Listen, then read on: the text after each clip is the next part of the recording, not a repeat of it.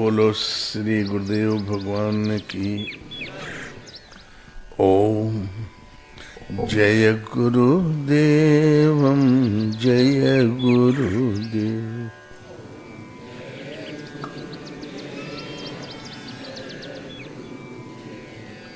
सोए पावन सोए शुभ शरीरा,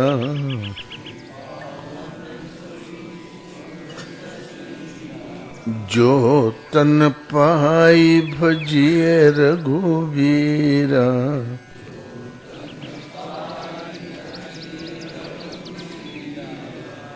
बोलो श्री राम जय जय राम।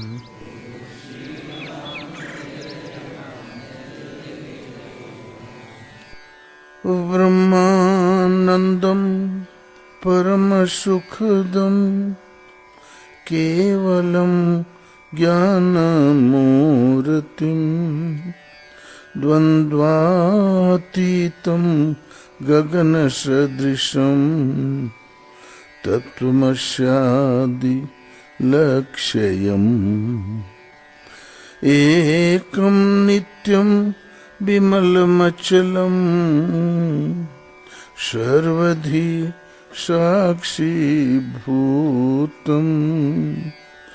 भावातीतं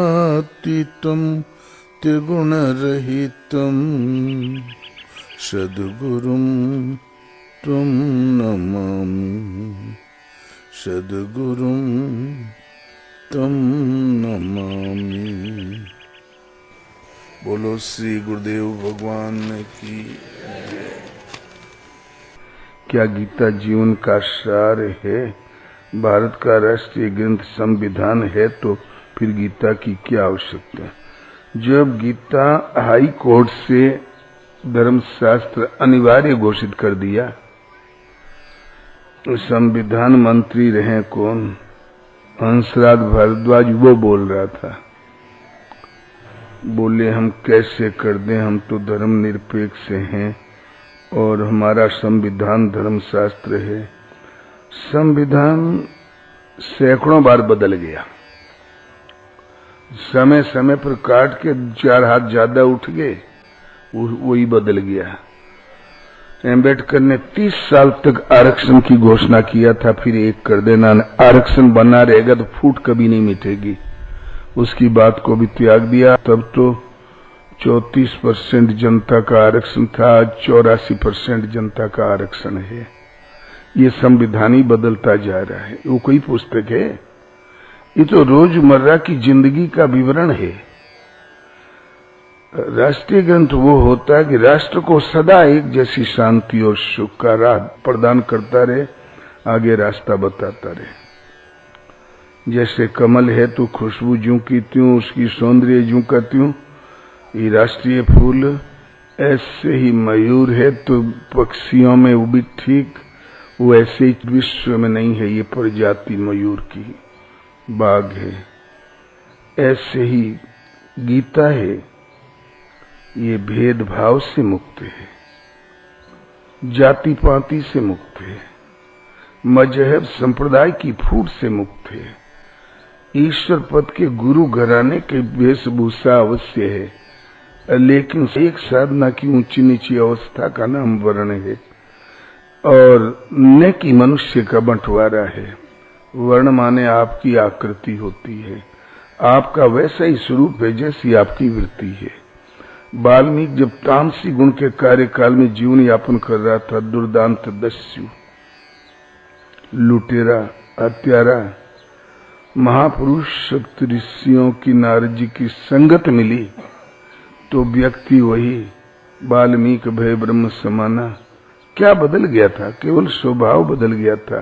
स्वभाव में पाए जाने वाले तामसी राजसी गुणों का प्रभाव कट गया, सात्विक गुण प्रसारित हो गया और लक्ष्य वेदित करके त्रिगुणमयी प्रकृति शांत हो गई, ब्रह्म तत्व वेता हो गए, इसलिए ब्रह्म ऋषि कहलाए। तो इसलिए स्वभाव परिवर्तनशील है। और साधना के क्रमोन्नत 4 सोपान है, उत्तम, अति उत्तम, मध्यम और निकृष्ट। पातंजल ने कहा वही 4 कर्मोन्नत सोपान कई विधियों से महापुरुषों ने दिया। कलयुग, त्रेता, द्वापर, सतयुग, ये भी 4 कर्मोन्नत सोपान ही है। सत्यों में दिया है उत्तम, अति उत्तम, मध्यम और निकृष्ट।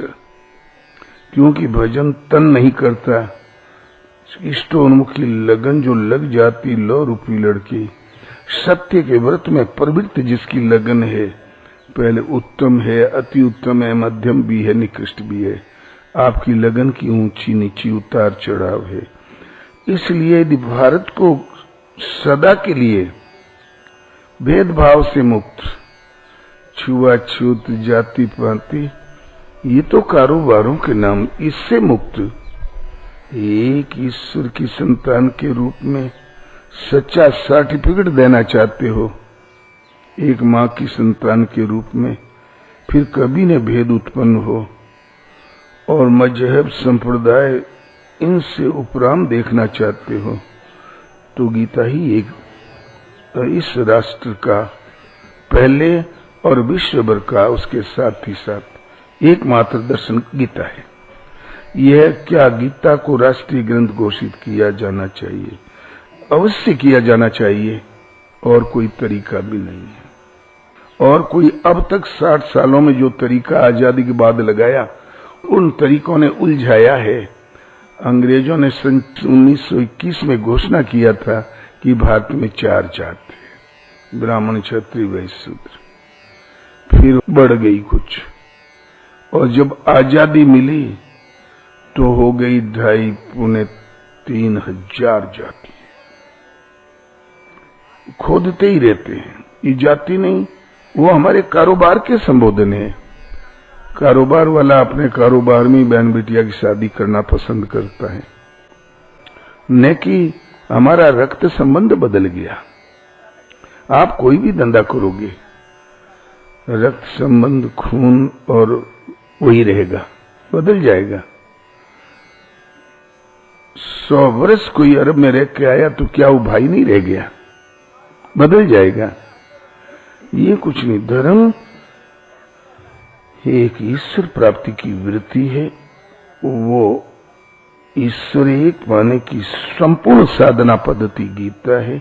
उसके अनुसार आचरण करने पर 1.5 साल, 1.5 साल, 6 महीने में पाओगे कि भगवान की अहेतु की कृपा आपके पीछे कोई रक्षक के रूप में चल रहा है। लेकिन ये प्राप्ति संतों के सत्संग से। क्या भारत को राष्ट्रीय ग्रंथ की आवश्यकता है? यदि सचमुच फूट से झुलस रहा है भारत, तो सर्वप्रथम आवश्यकता है तो भारत को। रोज ईसाई बन रहे थे, अभी बनते ही होंगे। आदिवासी क्षेत्रों में जाके भोली भाली जनता को ईसाई बना लिया, 1000 लोग ईसाई हो गए। तब आरएसएस जाएगी, 25-50-100 खांड को वापस मना लेंगे, चरण धोएंगे और हिंदू बना लेंगे। आज तो चरण आपने धो लिया, हम मजदूर ठहरे, रोजी तो नंगे पांव घूमना है पहाड़ी चट्टानों पर, कल कौन धोएगा? और बना क्या लिया? हम अछूत थे, शूद्र थे, आदिवासी थे, जनजाति थे, कोई जनजाति बना के छोड़ दिया उसी पिंजड़े में। हमें आपने धर्म के नाम पर दिया क्या? आरएसएस, संपूर्ण हिंदू समाज, विद्वत परिषद है, सब कुछ, लच्छेदार भाषा सबके पास। ये अंग्रेजों ने आपकी थ्योरियां बदल दिया कि आर्य कहां से आए, मध्य एशिया से, यूरोप के पहाड़ी पठारों से, क्योंकि जो आर्य टिके वहां के जो पेड़ पौधा 2 पौधे वहां भी पाए जाते हैं, 6 शब्द संस्कृत के फलानी जगह पाए जाते हैं, इसलिए वहां से आए। पूरी संस्कृत की गठड़ी बांध लाए और बाकी सब छोड़ा, और वहां 6 शब्द छोड़ा। आर्य कहां से आए? अच्छा, तो आर्य आए और सिंधु घाटी में टिके, उत्तर प्रदेश को घेर लिया, यहाँ के मूल निवासी मद्रास में भाग गए। वो मूल निवासी है, ये बाहर से आए लुटेरे हैं, जैसे हम आए। ये इतनी बड़ी फूट डालते चले गए, इन विद्वानों ने कोई उत्तर कभी नहीं दिया। और करीब 3-4 लाख लोग इकट्ठे हुए थे नासिक में। जब ये सिंगल जी वाली संस्था की स्थापना हुई थी, क्या हिंदू परिषद, और पूज्य गुरु गोलवलकर उसमें थे। और 3-4 दिन की लगातार बैठक में अंत में निर्णय हुआ कि हिंदू क्या है। तो बोले कि हिंदू जो चोटी रखे, धोती पहने, वो हिंदू। तो बोले तब तो मद्रास आसाम धोती पहनते ही नहीं, वो छूट जाएंगे। तो फिर मीटिंग चली, कई पॉइंट आए, लाखों विद्वान चोटी के थे, कई विचार आए, निर्णय नहीं कर पाए। अंत में इस निष्कर्ष पर पहुंचे, जो अपने को हिंदू कहता है वो हिंदू है। लियो, जो धर्म है, जो हमें मोक्ष देता है, उसकी परिभाषा इतनी सी, हम अपने को हिंदू कहते हैं। हम अंगूठा छाप है, अनपढ़ है, हमें शास्त्र देखने को नहीं मिला, और जब अनपढ़ है तो देख भी लेंगे तो क्या कर लेंगे।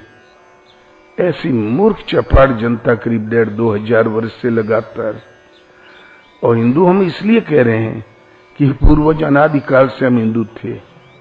6000 वर्ष पूर्व आर्यभट्ट हुए, उनकी कृति हिंदुस्सा कहलाती है।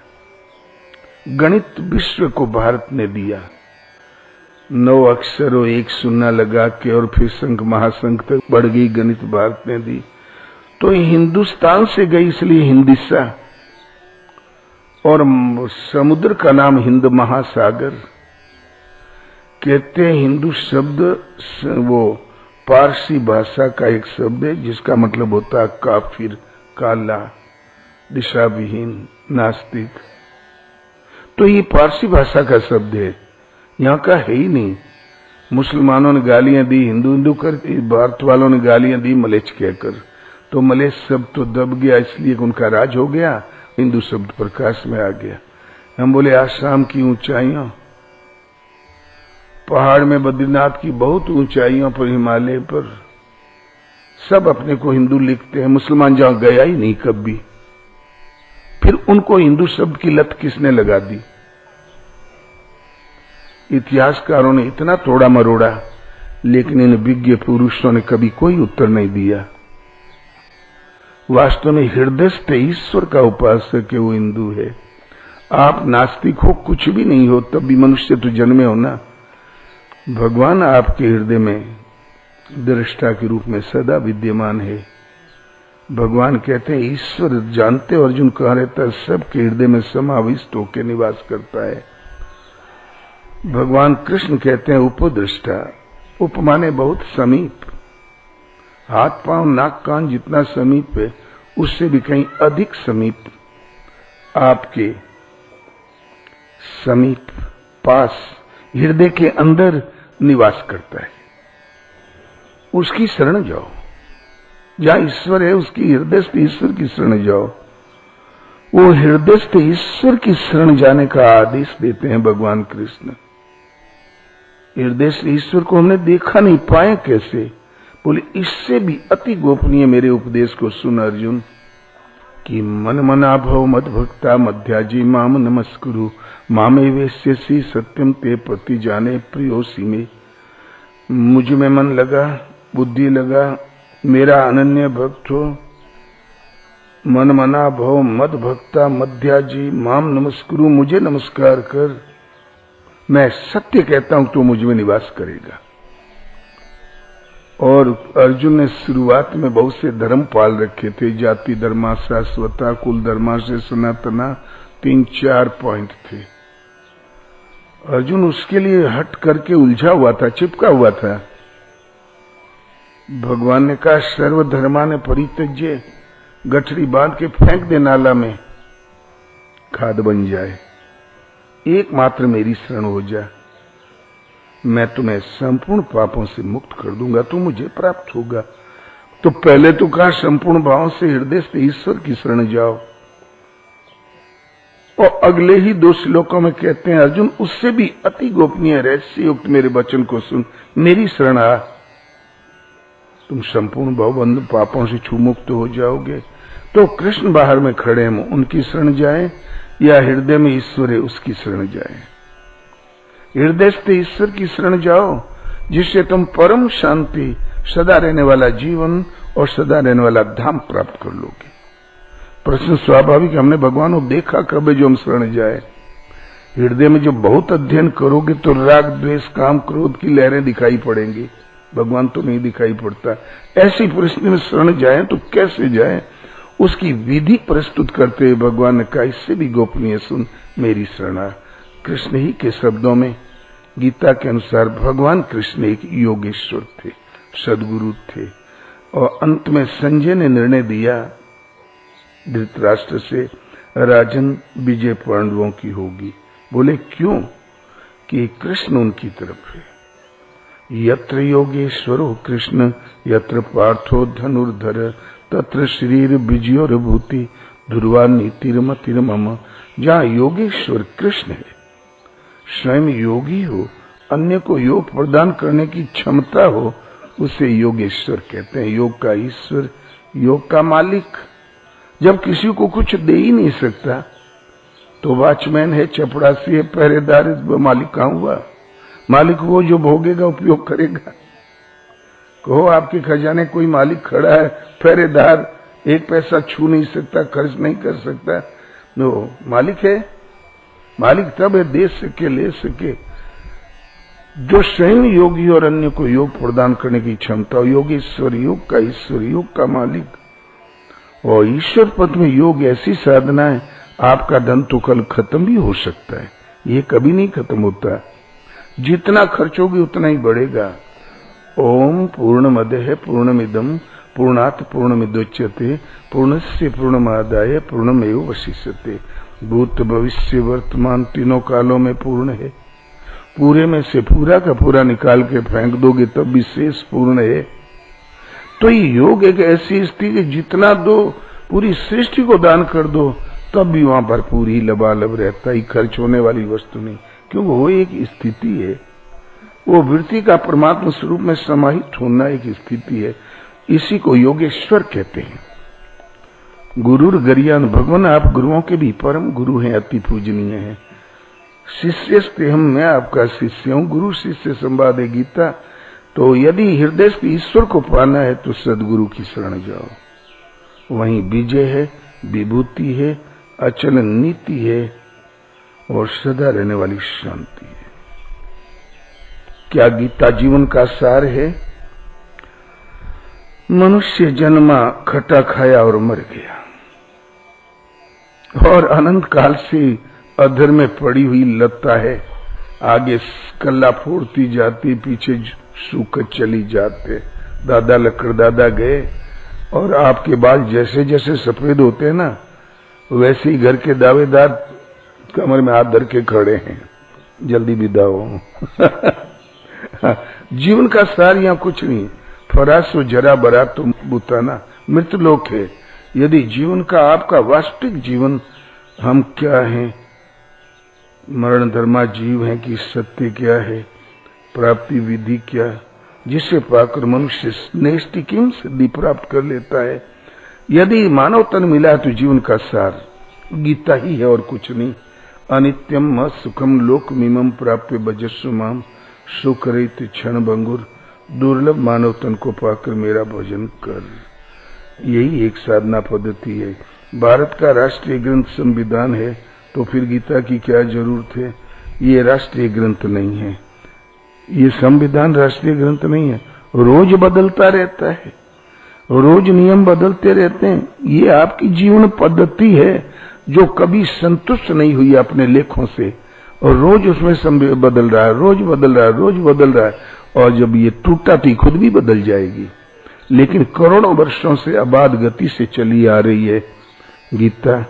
सीख बराबर ने बदला है, न सीख बराबर संदेह। इसलिए हो तो आप जीवन पद्धति पहले की, इसी भारत की मनुस्मृति लिखा है, ब्राह्मण बासी ने खाए। खोवे और घी की बनी वस्तु तो और घी मिला के खा सकते, ठीक है, चमारे की छाया न पड़े।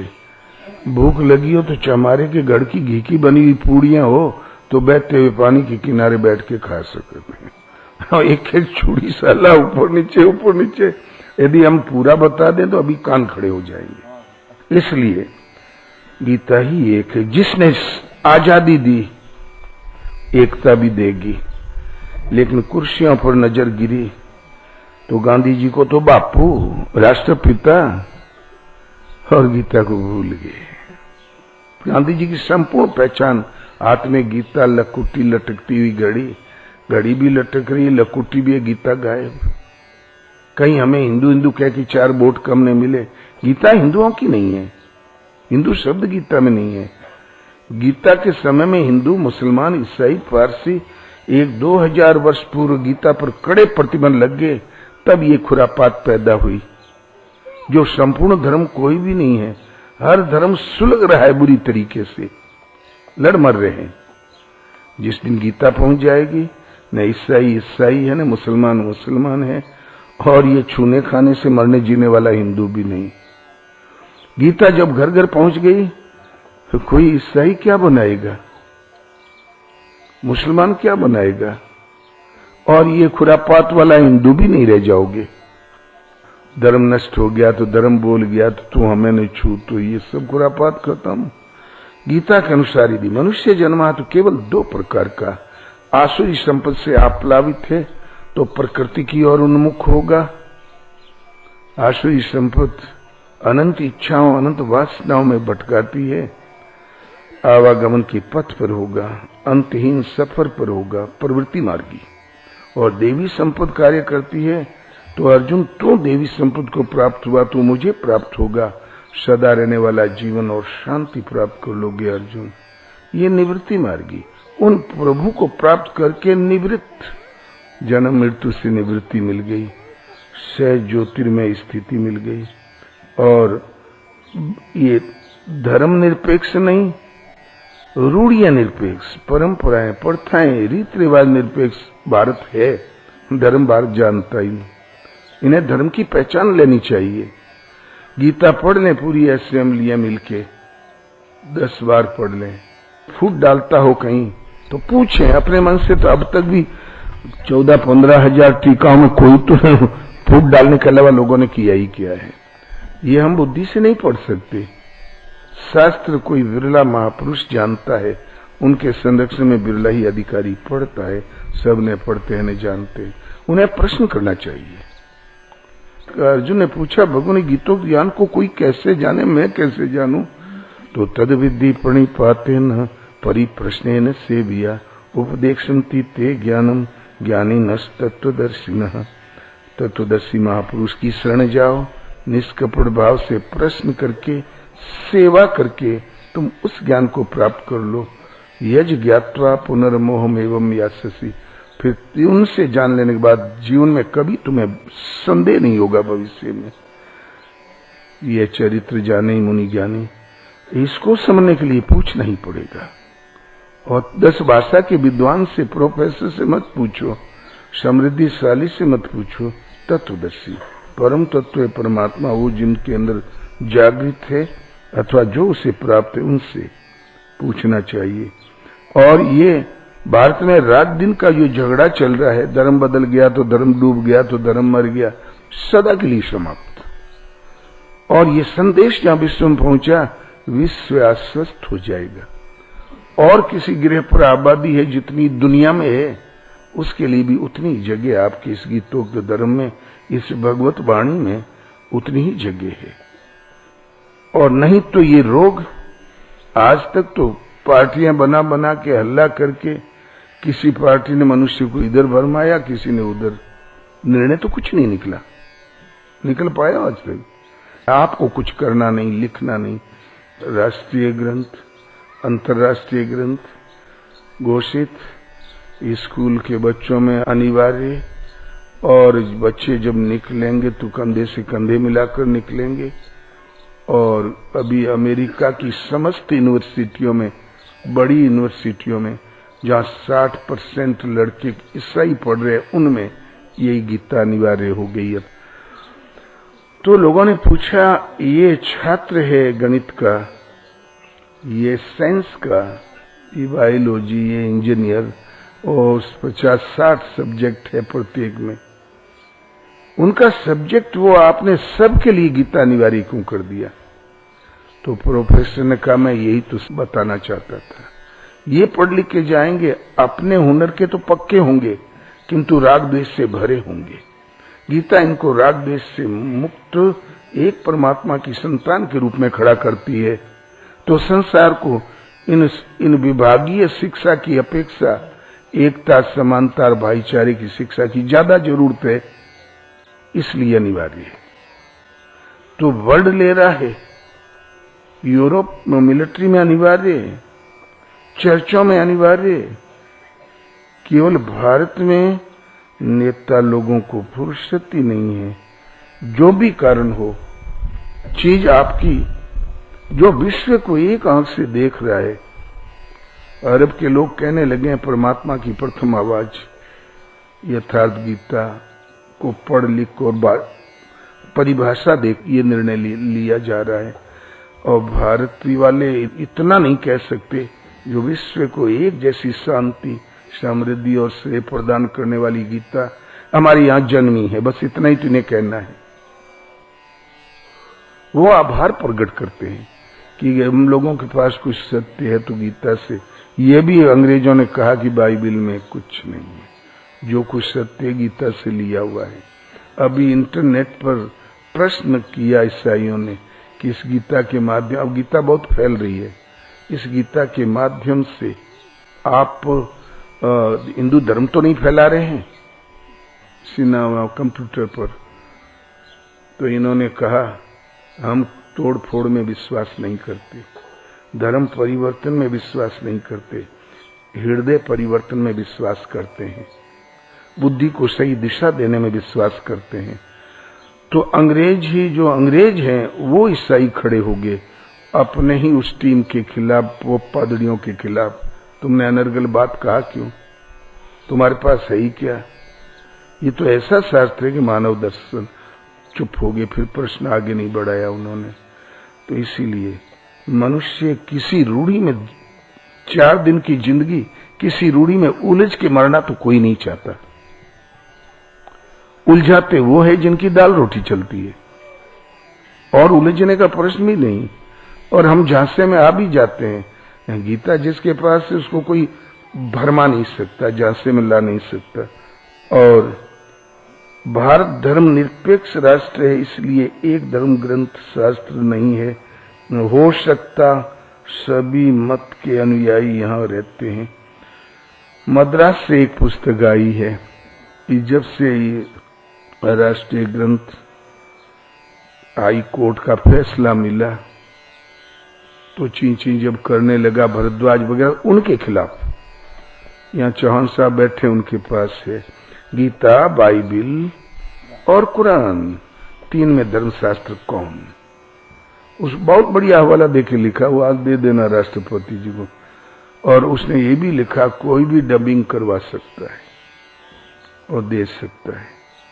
और प्रभाकर अंग्रेजी का है। हाँ, दूसरा मुस्लिम धर्म गुरु का कहना है कि गीता आदरणीय है, जो गीता में है वही कुरान में है भी, लेकिन कुछ बातें मेल नहीं खाती, जैसे पुनर्जन्म। पुनर्जन्म एक किताब निकली है यहाँ पर, उसमें कुरान पुनर्जन्म पर टिकी हुई है, लेकिन प्रश्न जरा सा था, आज तक क्यों नहीं समझे?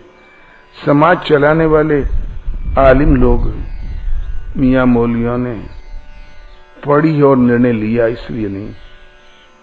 यह चरित्र जाने ही मुनि ज्ञानी। अभी पुनर्जन्म किताब आ गई है। भारत गीता कहती है पुराना वस्त्र बदला, नया पहन लिया। ऐसे ही भूतादिकों का स्वामी जिस शरीर रूपी वस्त्र को त्यागती, त्याग कर दूसरा वस्त्र धारण कर लेती है। इस जन्म में जैसी स्थिति में जिया उसी स्तर से वहां पर उसको व्यवस्था मिलेगी।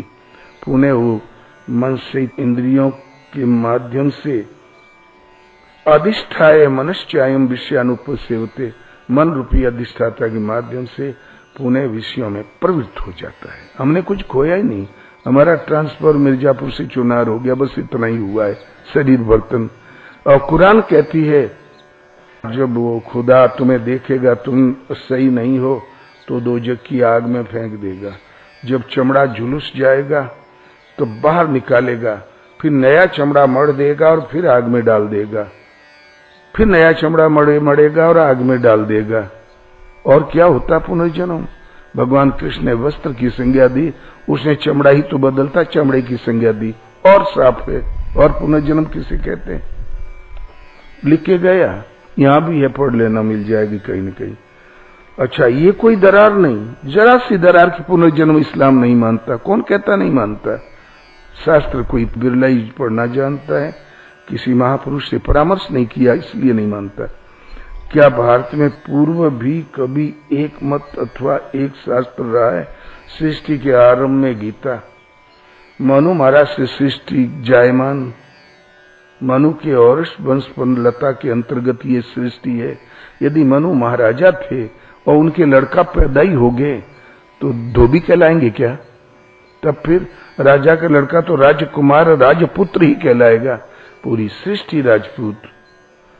मनु दीर्घ जीवी, एक प्रलय देखा, भगवान ने परीक्षा ली हल्की सी और खुश होके बोले, मनु तुम्हारी सृष्टि को मैं बचा दूंगा, तुम नाव में बैठ जाओ, सारे सृष्टि के बीज लेके सप्तऋषि को मैं मत्स्य रूप में आऊंगा, मेरे सिर पे सींग होगा, उसमें रस्सी बांध देना। बांध के जब उताल तरंगों पर नाव चली तो मत्स्य भगवान के रूप में परिवर्तित हो गए। लगे उपदेश करने, वेद उनके मुंह से झरने लगे और मनु महाराज समेटने लगे। पार होते होते चारों वेद उतर आए। मनु महाराजा ने उसका नाम रखा सुरति, कि श्रवण करने योग्य है। श्रवण करो, भूल जाना फिर कर लेना। किंतु गीता का नाम रखा, गीता मनु महाराज के जन्म से पूर्व ही भगवान कृष्ण कहते हैं, इस अविनाशी योग को मैंने सूर्य से कहा। सूर्य ने महाराजा मनु से कहा, हाथ में तो कुछ दिया नहीं, जबान से कहा। कहीं सुनी बात तो स्मृति में याददाश्त में ही रखी जाती है। मनु महाराज ने उस सारी गीता जो उपदेश सूर्य से मिला अपनी स्मृति में धारण कर लिया। फिर महाराजा इक्ष्वाकु से कहा, फिर राज ऋषियों ने जाना, स्मृति की परंपरा देते हुए कहा, श्रवण करो, सदा स्मरण रखो, याद है तो आबाद है, भूल गए तो बंटा डाल। कागज नहीं, कलम नहीं, लिखा जा सकता, कल्पना नहीं, तो श्रवण की हुई वस्तु तो याददाश्त में ही रखी जाती है। स्मृति में धारण कर लो, ये स्मृति परंपरा उन्होंने दी। मनु महाराज ने गीता का नाम स्मृति रखा। स्मृति पटल पर सदा स्मरण रखो, भूलने न जाए, चलते फिरते उठते बैठते सदैव स्मृति पटल पर गीता विद्यमान रहे, चलती रहे। और वेद बाद में उतरे, वृद्धावस्था में, प्रलय की मट्टी सूख गई तब मिला, उसका नाम सुरति रखा, श्रवण करने योग्य। गीता का ही विस्तार विस्तृत स्वरूप है वेद, वो भी भगवान के श्रीमुख की वाणी है वेद। लेकिन समाज में रहते हुए जिन्हें खानी व्यवस्थाओं को जोड़ के ये शुद्ध धर्म शास्त्र है गीता, और जो एकता छोड़ के दूसरा कुछ दे ही नहीं सकता। एक शास्त्र रहा है सदैव से, अनादिकाल से, भूल गए तो द्वापर में भगवान ने पुनः प्रदान किया।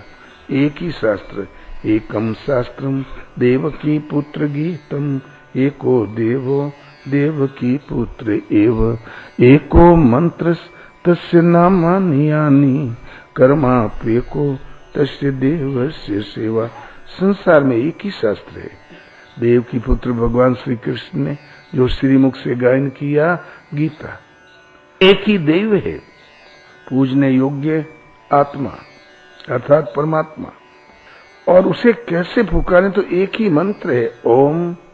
अर्जुन ओम का जाप कर मेरे स्वरूप का ध्यान धर। 7 बार ओम शब्द गीता में आया है। अक्षरों में ओंकार में हूं, ओम तत्सत परब्रह्म परमात्मा के श्रीमुख से ही प्रसारित हुआ है इत्यादि। और दुर्लभ मानव तन उपलब्ध है तो कर्माप्येको तस्य देवस्य सेवा, कर्म बस केवल एक उस परम देव परमात्मा का सेवन, उनकी शरण। मानव तन मिला तो आपका कर्तव्य पथ एक ही है, गीता में वर्णित उस परम प्रभु परमात्मा जिसका निवास हृदय, उनकी शरण सेवा सुमरन बस। कहते हैं क्या भारत में पूर्व भी कभी एक मत अथवा एक शास्त्र रहा? सृष्टि में कहीं नहीं रहा, केवल भारत में रहा और आज भी है। काल कर्म से विस्मृत विवशक हुआ। क्या गीता मात्र राष्ट्रीय धर्मशास्त्र अथवा अंतर्राष्ट्रीय धर्मशास्त्र घोषित हो जाने पर भारत अथवा विश्व की बेमनस्यता इत्यादि खत्म हो जाएगी? सदा के लिए खत्म हो जाएगी। हाँ, रोटी दाल का झगड़ा तो कभी नहीं खत्म होगा। बीच में मिठाई रख दो, दो लौंडे लड़ जाएंगे, मारपीट कर लेंगे। अंतर्राष्ट्रीय ग्रंथ है, मानव दर्शन है, भारत का आदि धर्मशास्त्र है। इसी की वजह से भारत विश्व गुरु था और गुरु ग्रंथ सुरक्षित थे। और सब में टीका टिप्पणी हुई, गीता में दाल ही नहीं गली। तू मैं लिखा ही नहीं तो, और मनुष्य तू मैं में पला हुआ मनुष्य क्या लिख देता। हाँ, इतनी कोशिश जरूर किया, बनियों के हाथ लग गई तो बोले व्यवसाय लिखा, व्यवसाय आत्मिका बुद्धि रेखे कुरुनंदना। श्लोकों से तो मतलब ही नहीं है। और राजनेताओं का हाथ लग दिया तो बोले विदेशी कपड़ा मत बेचो, इसीलिए तो बेचते हो कि धन ज्यादा मिलेगा। तुम सकाम कर्म योगी हो और देश का कपड़ा देश में बेचो, तुम निष्काम कर्म योगी हो। और कर्म माने व्यवसाय, ये विनोबा का कहना है। तिलक ने कुछ और कह दिया। श्लोकों से मतलब नहीं। एक श्लोक अगले श्लोक की लड़ी कड़ी के रूप में है। पहला श्लोक एक प्रश्न है, आगे वाला उत्तर है। एक दूसरे में जंजीर की तरह सटा हुआ है। एक भी श्लोक अनर्गल नहीं है। 700 श्लोक में से आप 4 बार गीता आद्योपांत केवल अर्थ पढ़ लोगे, नहीं संदेह न भविष्य में होगा। क्या गीता मात्र राष्ट्रीय धर्मशास्त्र राष्ट्रीय हो जाए और विश्व का तो है ही है, और अंतर्राष्ट्रीय धर्मशास्त्र घोषित हो जाने पर भारत अथवा विश्व की बेमनस्यता इत्यादि खत्म हो जाएगी और धर्म की ढाल बनाकर लड़ाई खत्म हो जाएगी। ये तालिबान वगैरह लड़ मर रहे हैं, ये खत्म हो जाएंगे। मुसलमान चैन की सांस लेंगे और पहला मुसलमान और सब मूर्ति पूजक। भारत का सेंटर गजनी था तब। महाराजा गजसेन का बनाया हुआ किला, समरसेन का बनाया समरकंद, लाहौर राजधानी शकुनी और पता नहीं महाराजा दाहर। और यही लोग 33 करोड़ देवता में जब उलझ गए, गीता भूल गए, तब फिर मोहम्मद सल्लल्लाहु ने कहा कि यार 55 भगवान नहीं होते, ईश्वर एक। वो भजन कर रहे थे पहाड़ी में बैठ के, तो आवाज आई कि भगवान केवल एक है। गीता में लिखा है कि ईश्वर ही केवल एक है, कण कण में व्याप्त है, ज्योतिर्मय है। कौन नई बात कह दिया? तो जो मूर्ति पूजक खूंखार अनपढ़ कबीले थे, उन्हीं को उन्होंने शागिर्द बनाया। एक भी ईसाई को शागिर्द नहीं बनाया। जब मोहम्मद साहब जन्मे थे उस वक्त ईसाई धर्म शेष अवस्था में था, पनपा ही नहीं था। बनाते किसको? यदुही से यहूदी बना। तो हम यूं कहना चाहते हैं, सब चैन की सांस लेंगे। भगवान एक है कह दिया, चिंतन कैसे करें? इससे पहले तो तलवारें चलने लगी, मौका कब मिला? इसलिए मुसलमान दावे के साथ ये कहने लगे हैं एक ईश्वर कहा, लेकिन ये परमात्मा की वाणी गीता उस ईश्वर तक पहुंचने की साधना बताती है। पूर्ण हुआ अल्लाह की पहली आवाज। केवल नहीं मानता है तो भारत। क्या गीता मानव मात्र को शांति का संदेश देती? बेवकूफ की तरह प्रश्न करते रहे, लेकिन हमने लिखवा लिया उनसे। उन्हीं पत्रकारों का दिए हुए प्रश्न। कैसा उत्तर? बार बार कौन पमारा करत फिर? हमें कौन हर जाए? इसमें पढ़ सकते हो, कोई गड़बड़ी हो। पत्रकारों के प्रश्न श्री कृष्ण क्या संधि प्रस्ताव में असफल हो गए थे? राम सेतु, मंदिर मस्जिद चर्च क्या है? गीता हिंदुओं का या संसार का या किसी जाति विशेष का शास्त्र है? गीता राष्ट्रीय है या अंतर्राष्ट्रीय है? इस पवित्र शास्त्र का प्रादुर्भाव भारतवर्ष में हुआ है। आदि में हिमालय पर्वतमाला में हुआ और जब इसी पृथ्वी में लोप हो गई थी तब पुनः कुरुक्षेत्र के रण स्थली भारत में हुआ और अब पुनः काशी में हो रहा है। ये लिखा हुआ है इसमें।